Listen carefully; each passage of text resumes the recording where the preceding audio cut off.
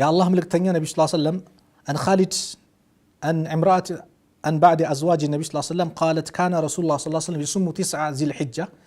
يزول الجان زتنኛው ቀን ይጾሙ ነበር ويوم عاشوراء የአሹራ ቀንም ይጾሙ ነበር وثلاثه ايام من كل شهر ከወር ደግሞ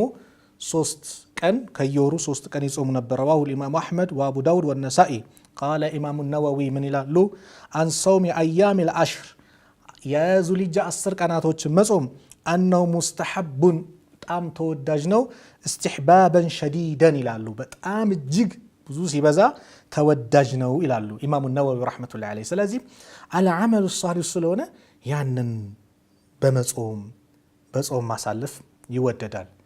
ግን እንደዚህ ጾሙ ብሎ የመጣበት ሐዲስ የለም ይወደዳል በዚህኛው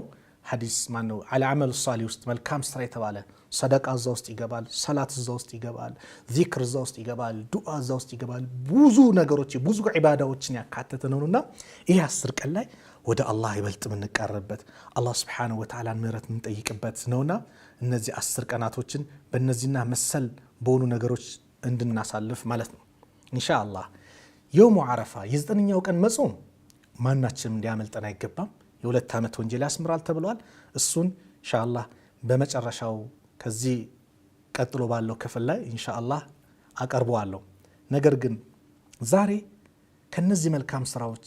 አብዛኞቻችን የገፈልንበት ያንቀላፋንበት ከሆኑት የዒባዳ አይነቶች አንዱ ዱዓ ነው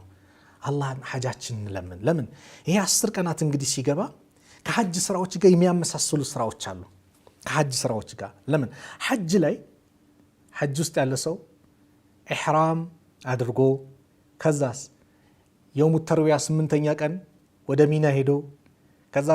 በሱብሂ